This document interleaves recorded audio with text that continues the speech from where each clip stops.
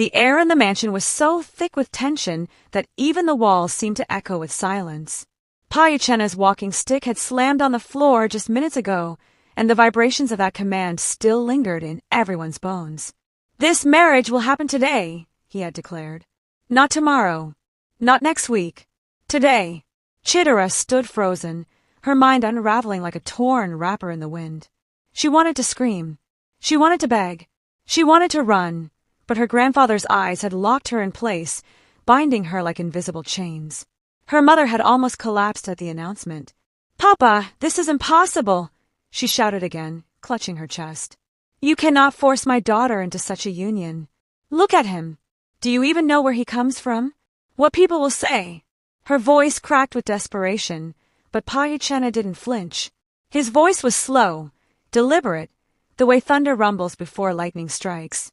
"I do not care what people say. This man saved Chidera's life. And more than that, I trust him with our legacy. The blood of our family, the wealth I built with my bare hands, the name I have carried for 90 years, I entrusted into his hands." The entire room gasped. Even Emeka's expression flickered for the first time. But he said nothing.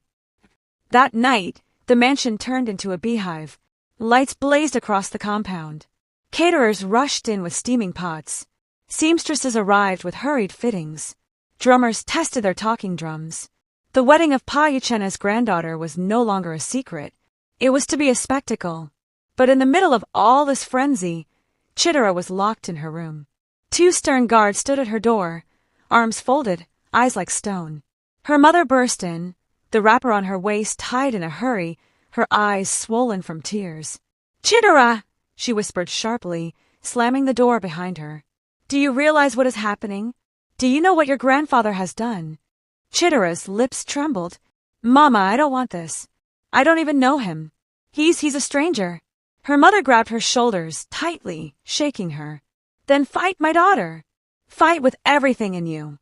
This is not marriage. It is a prison." But even as she said it, her voice wavered. Her hands were trembling, because she knew that when Uchenna made a decree, it was law. Meanwhile, in another wing of the mansion, Emeka stood in front of a tall mirror.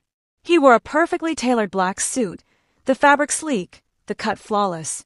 On the table beside him lay the black card Chief Aladil had given him earlier, the Supreme card. He held it between his fingers, the golden trim catching the light, the diamond in its center glowing faintly. His jaw tightened. This was not how he wanted things to unfold, but destiny rarely asked permission. Hours later, the ceremony began.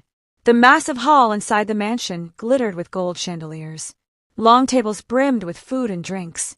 Important dignitaries had arrived, politicians, businessmen, chiefs in agbadas as wide as wings. The drummers beat their drums in rhythms that made the ground shake.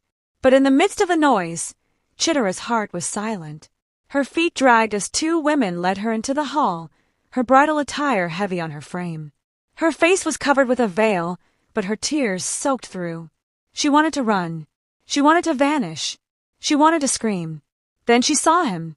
Emeka, standing tall, calm, his suit hugging his broad shoulders, waiting for her. The priest raised his hand, commanding silence. "We are gathered here to join this man and this woman in holy matrimony." Chidera's stomach twisted. Her mother's hand clutched her chest. Relatives whispered furiously, some shaking their heads, others smiling as if they knew secrets the rest didn't. The priest's voice droned on. But just as he was about to say, "You may now exchange vows," the massive doors to the hall slammed open. Everyone turned. A group of men stormed in, dressed in rival colors, their presence fierce. At the center of them stood a man in a white agbada, tall, muscular, his eyes burning with fury. "Stop this wedding!" Gasps echoed across the hall. Chidera's heart almost leapt out of her chest. It was Calvin, the same man who had tried to drug her, the same man she had run from. And now, here he was, crashing her forced wedding. "Who dares interrupt this ceremony?" the priest demanded, his voice shaking.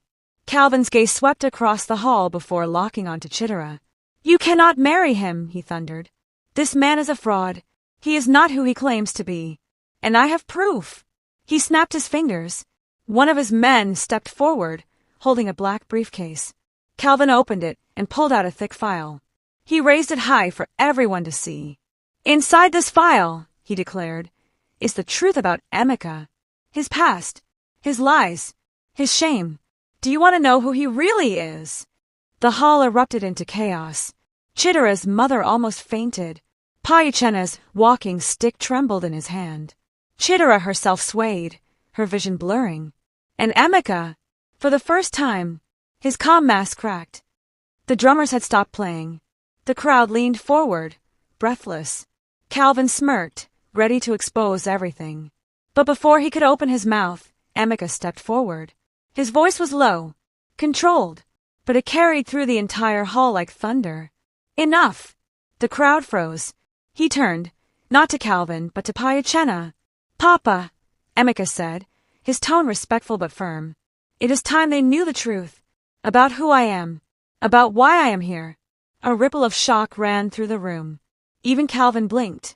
Chidera's lips parted, her breath catching in her throat. "What truth?" she whispered. Emeka's gaze finally turned to her. Their eyes locked. And for the first time, she saw it not poverty, not mystery, not arrogance, but something bigger, something royal, something dangerous. "I am not who you think I am," Emeka said slowly.